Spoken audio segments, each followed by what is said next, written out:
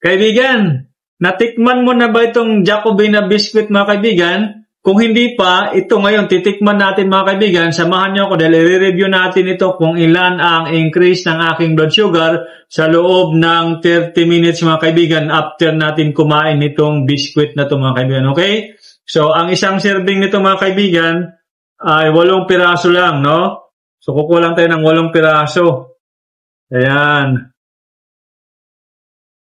Yan mga kaibigan, 8 piraso lang ang isang serving, no? Para hindi tayo masobrahan. So, dapat may limit din. Okay? So, ito na. Pero bago tayo kumain mga kaibigan, susukatin ko muna ang aking blood sugar, no? Yan na. So, pa tayo.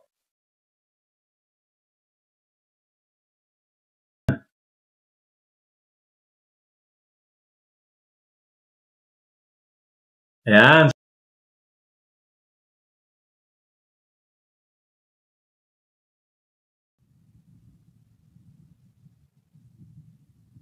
Okay, ayan mga kaibigan. Ang sugar natin ay 101 mg per deciliter mga kaibigan, no? Dahil yan sa pag-inom ng spirulina at saka ganoderma, no? Ito yung maintenance natin mga kaibigan. At siyempre kasabay noon ay control tayo, no? Iwas tayo sa carbohydrates at saka kunting galaw-galaw, no? Araw-araw dapat may lakad-lakad, okay?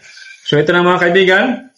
101 ang ating sugar. Kakain na tayo ng Jacobina biscuit mga kaibigan. Okay? So, 8 piraso. Yan.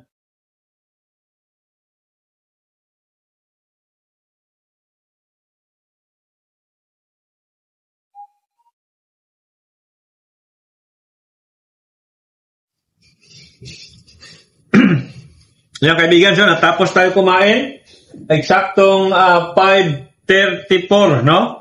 5:34 ng hapon, mamayang 6:04 ng gabi, no, ay susukatin natin ang ating blood sugar para makuha natin yung increase, no, ang ng ating blood sugar sa loob ng 30 minutes after tayo kumain itong Jacobina biscuit mga kaibigan. No, masarap naman siya at maganda dahil marami, no? So kahit saan ka magpunta, dapat mayroon kang dala kasi bite size lang naman siya, bite size lang, no? So 8 piraso, isang serving mga kaibigan. Huwag niyong dadagdagan, huwag niyong dadamihan, okay? So, doon sa mga hindi pa nakapag-subscribe mga kaibigan, pa-subscribe na rin at pa-share ng ating mga video mga kaibigan, okay?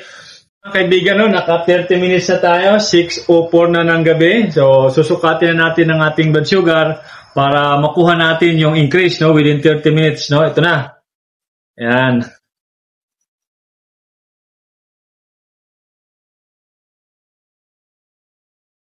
Mga kaibigan, tingnan natin. Yan na mga kaibigan, yan na. Kita ba dyan? Maliwanag?